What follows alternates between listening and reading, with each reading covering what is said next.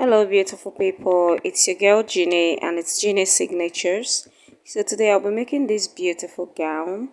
You can wear it as a casual, and then you can, of course, wear it as an outing clothes. So if this is what you're interested in, please kindly watch till the end. Like, subscribe, and please kindly give this a thumbs up.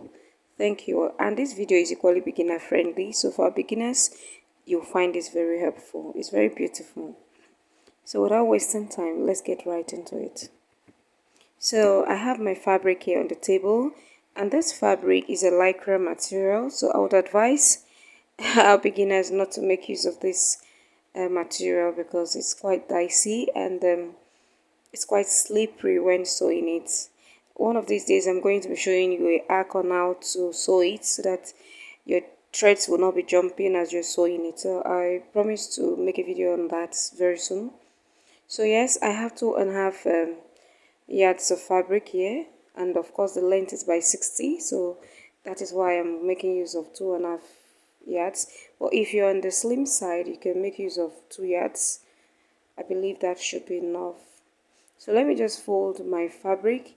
We have different ways in which you can fold this, but I decided to fold the front and the back together so that I'll just cut it once and for all. Well, if you feel like you don't really understand how to do this, then you can just cut out the front first, then cut out the back later. So the only difference between the front and the back is the length. The front will be shorter than the back, and of course the neck width will be the same, but the neck depth I made it different. So as you saw on the thumbnail, that on the thumbnail is like a boat neckline, but I don't like anything choking me on my neck, so that's why I decided to come down a little bit for my own. And then for the sleeve area, I made it I gathered it more. I gave it more volume with gathers because I love having gathers on my sleeves. But if you don't want yours to be too much, I'll explain when we get to that level. So yes, I have my fabric folded like so. I'm just trying to rearrange that as you can see me do. And yeah, lest I forget, I just want to thank all my amazing subscribers. Thank you all, you've been amazing. Thank for the past year, and please we look forward to a better 2024. Thank you all. So I was just trying to align it very well, and then so the measurement for the length of the front is 30. I have 36 inches there, and then for the longer part, that is for the back, I have 46. So it's just 10 inches longer than the front. So that is what I was just trying to ascertain right there. And so the first thing I'll be doing after getting the length of the gown is just to impute my neck width. And sorry, my camera did not capture that. And please, for my subscribers that are watching this, I know you will say, the chalk is not visible, because I had to raise my camera, my tripod, so that it would cover the whole table. So that is why you won't see the chalk being visible very well. But if you follow the process, you should be able to get it. So for my neck width, I made use of 5 inches because I don't like a choky neckline, yeah, because I'm making this for myself, as you saw on the thumbnail.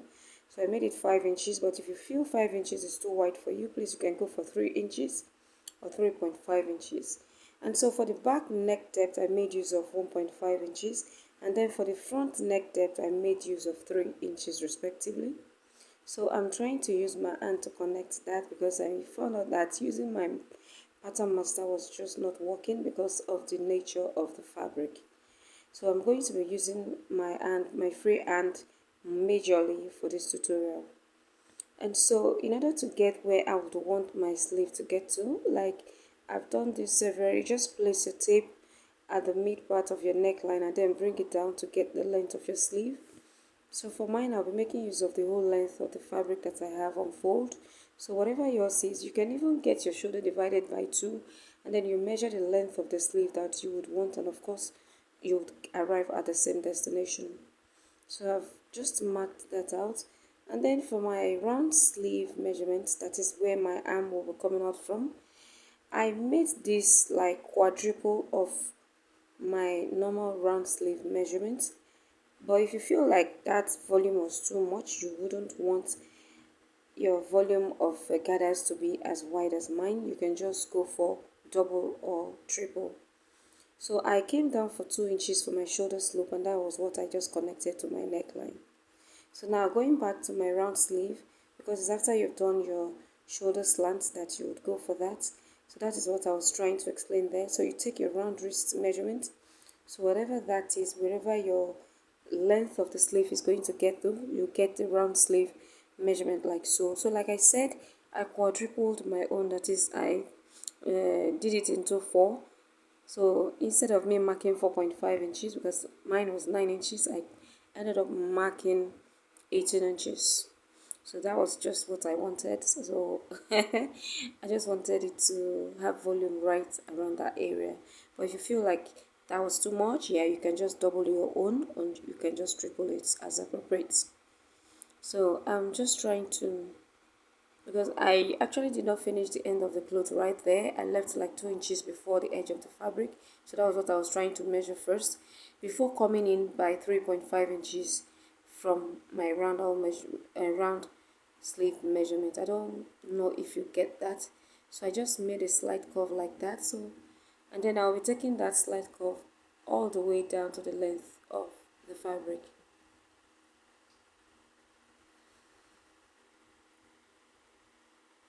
So I'll just take it all the way down like so. I just came in by 3.5 inches. If you like, you can go in by 5 inches, 6 inches, depending on how wide you want your gown to be. So from the thumbnail, you can see that it's not a tight-fitted gown. It's a free bogus gown. So that is why it's like that. So I'm just going to be taking this, shifting it a little bit down.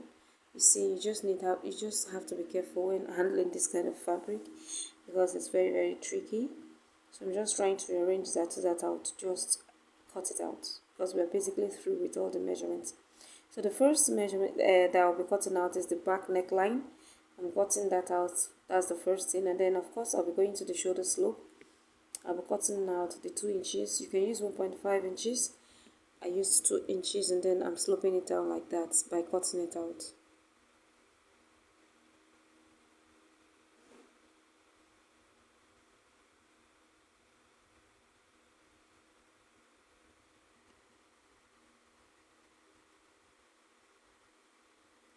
And then of course I'll be coming to the side so that I'll cut out a side seams.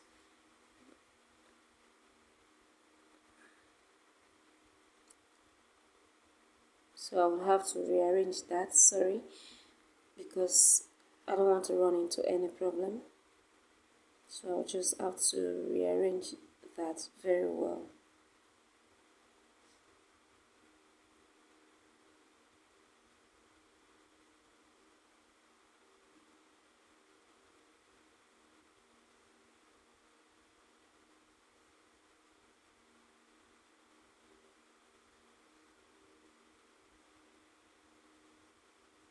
So having arranged it, I'm just going to be cutting it out like so.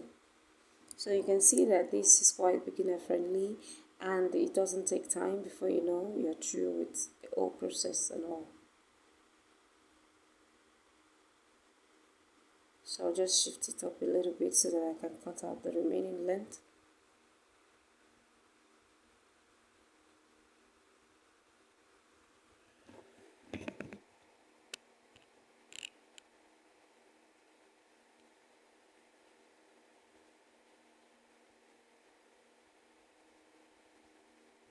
And so I'll be removing the back bodies so that I would adjust the neckline for the front, that is the neck depth. So I'll just remove the back piece, as you can see, and then I'll fold this back so that I would adjust the neck depth for the front piece.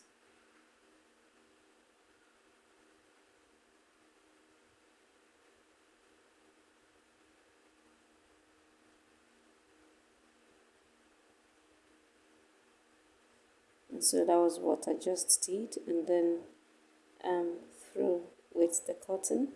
So we'll just be heading over to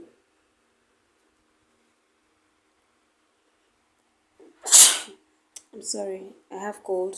So sorry about that, I just sneezed. So we have our front piece and then we have our back piece. So if you want to cut out a facing for this, you can go right ahead and use a facing. But because this fabric is troublesome, or I don't know what I'll call it, it's quite dicey, so I'll just have to use a bias to turn the necklines. So let me just go get my neck bias and then I'll use it to turn it around. And so please, if you don't know how to use a bias to turn necklines properly, I already have a video on my channel on how to go about that. Even if you're a beginner, you'll be able to understand and you'll be able to sew a neat neckline with your bias. So that is how I'm going to be placing the bias like so, flip it over and then sew it. So let me quickly go and do that. And then of course probably join the shoulders and then I'll be back to show you the next steps. So if you've watched up to this level, please kindly hit on the subscribe button, kindly like, comment and share. Thank you all. So yes, as at this point I've gone ahead to use my bias to run the neckline. So what I was trying to explain was that the cloth is very stretchy, so that was why the bias was looking rumpled and all, but once you wear it, it would sit perfect. So I've gone ahead to join the shoulders by half inch. And so the next thing basically that I'm going to be doing right about now is, first of all, I'm not going to be running the side stitches yet. No, I won't do that for now. The first thing I'll be doing is just to hem the length of the fabrics first, both the front and the back. So I will go and hem the length, like fold it half an inch, but I ended up using only half an inch. I didn't double it, I didn't use 1 inch, I used half an inch for both. So I folded the edges and then I ran the side seams. That is what I did first. I hemmed this first for both the back and then I ran the side seams. So that is what I'll go and do. And after I must have done that, I'll just take the round sleeve area. You know, I told you I quadrupled it, so I'm just going to be running a gather stitch on that, and I'll gather it before I come back to show you the next step, because I wouldn't want this video, the tutorial, to be too lengthy or too long.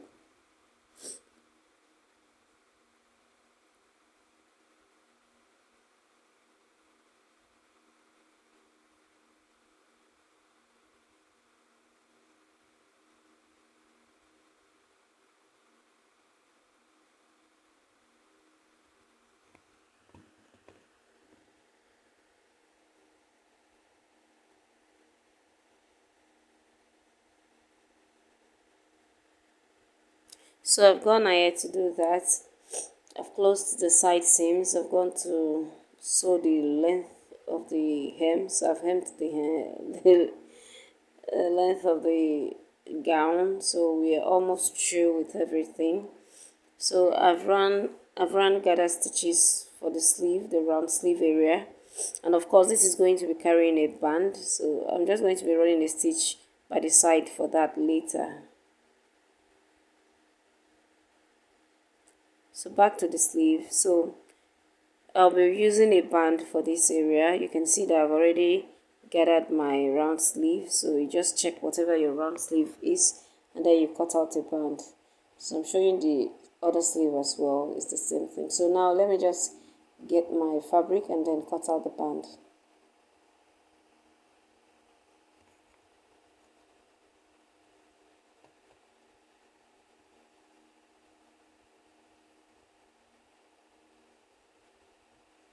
So yes, I've gotten my pieces, a piece that was left of the fabric.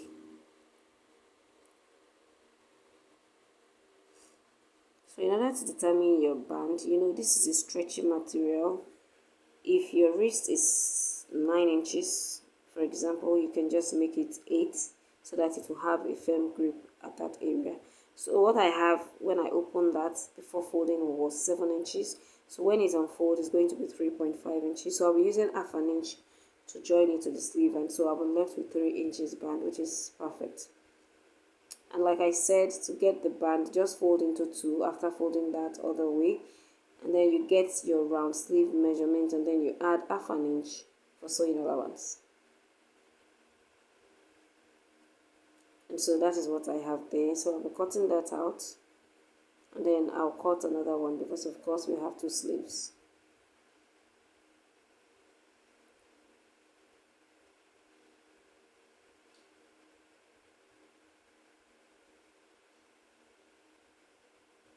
So I'll be doing pretty much the same thing. Fold into two and fold again, and then place this on top, and then cut out exactly what I have there.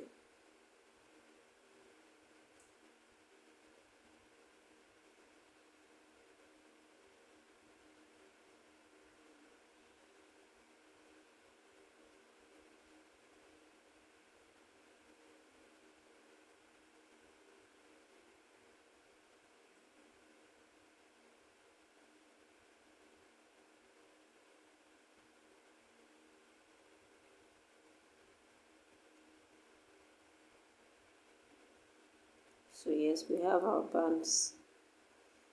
So in order to have a neat band, so that the seams will not be showing, I'm just going to be showing you what I'm going to be doing. So I'm going to be opening it up,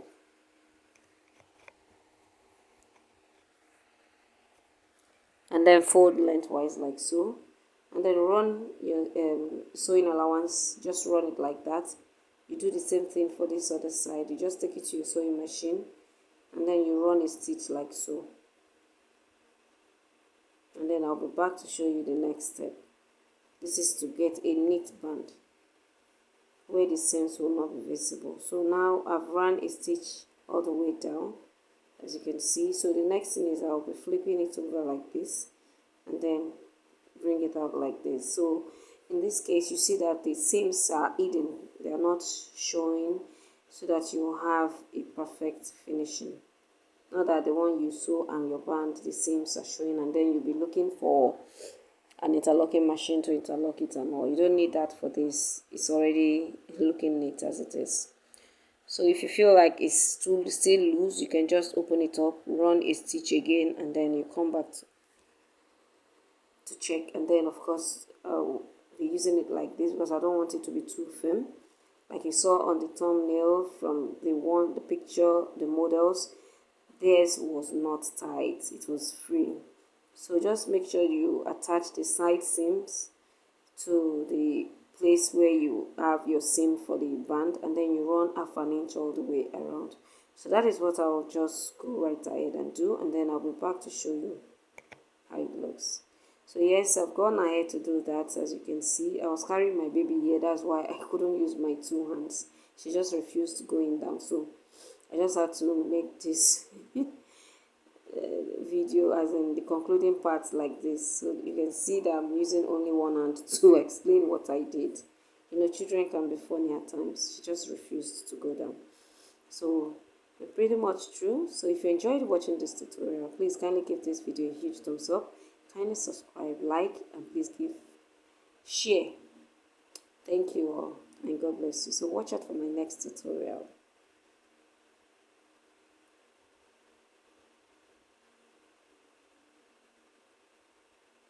And like I always say, it's Genius Signatures.